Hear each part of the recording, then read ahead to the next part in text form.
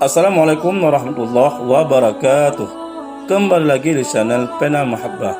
Pada kali ini kita akan mengisahkan kisah sahabat Nabi yang disegani Umar bin Khattab. Umair bin Sa'ad adalah sahabat Rasulullah yang diangkat menjadi gubernur kota Homs ataupun Syria pada masa kepemimpinan Khalifah Umar bin Khattab. Pada waktu Khalifah Umar bin Khattab berhasil menaklukkan kota Homs dan bermaksud mengangkat gubernur di kota itu, beliau berkata, "Aku ingin di kota ini ada seseorang yang tidak memperlihatkan dirinya sebagai pemimpin, sekalipun dia adalah pemimpin. Jika pemimpin itu berada di tengah-tengah rakyatnya, maka tak ada yang membedakan antara dirinya dengan rakyat yang dipimpinnya. Aku bermaksud mengangkat seseorang pemimpin yang pakaiannya, makanannya, dan tempat tinggalnya tidak berbeda dengan kebanyakan orang." Rupanya, calon gubernur yang dimaksud Umar bin Khattab ialah seorang sahabat bernama Umair bin Sa'ad. Pertama kali ditunjuk, Umair menolak dengan halus agar khalifah tidak tersinggung, tetapi tak berhasil.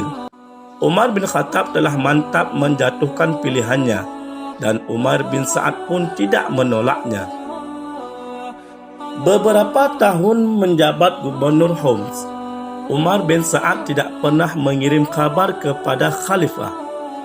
Begitu pula setoran pajak yang seharusnya dilaporkan kepada khalifah tidak pernah beliau lakukan. Hal itu menimbulkan rasa penasaran khalifah. Lalu Umar bin Khattab memerintahkan utusannya agar berkirim surat kepada Umair bin Sa'ad supaya gubernur Homs ini segera menghadap khalifah.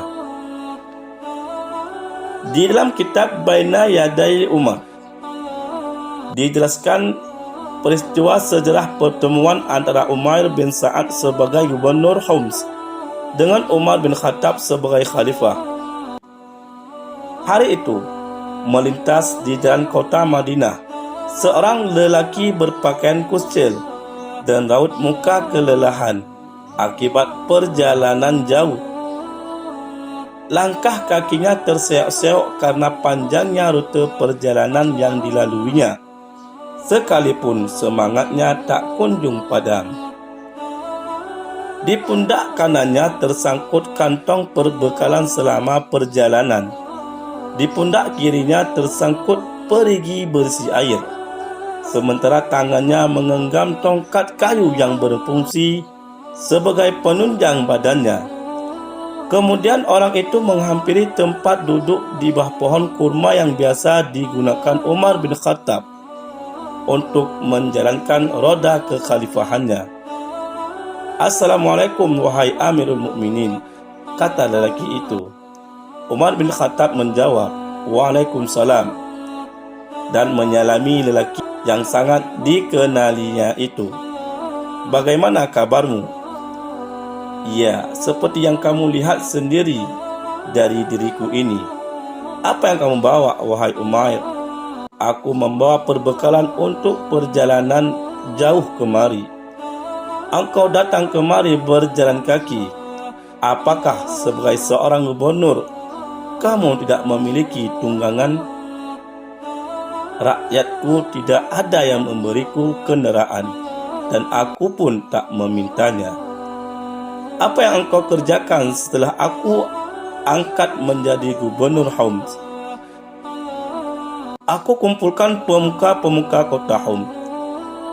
Aku perintahkan mereka mengeluarkan zakat dan pajak anggota keluarga mereka yang mampu. Lalu aku pergunakan keseluruhannya untuk membangun dan memenuhi kebutuhan warga yang memerlukannya. Tentunya kalau ada sisa aku setorkan kepadamu, wahai khalifah." "Lantas apa masih ada sisa setoran pajak untuk khalifah, hai Umair?" "Sayang tidak ada, wahai khalifah. Sebab semua telah aku bagikan kepada rakyatmu yang tak mampu." Mendengarkan penjelasan gubernurnya itu, Khalifah Umar tidak marah. Justru beliau berkata, "Aku perbarui kembali pengangkatanmu menjadi gubernur Homs." Apa kira-kira jawaban Umair bin Sa'ad?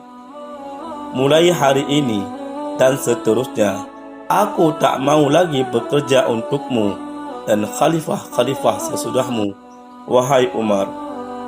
Demikianlah kisah Umair bin Sa'ad, seorang pemimpin yang sederhana, adil dan bijaksana, sehingga beliau sangat disegani atasannya, Khalifah Umar bin Khattab. Model kepemimpinan Umair bin Sa'ad inilah yang mengilhami lahirnya kata mutiara Umar bin Khattab. Islam tak akan ditolak selagi pemimpinnya tegas. Pemimpin tegas bukan dengan cara kekerasan, melainkan dengan cara menegakkan kebenaran dan juga keadilan. Wallahu a'lam bissawab. Wassalamualaikum warahmatullahi wabarakatuh.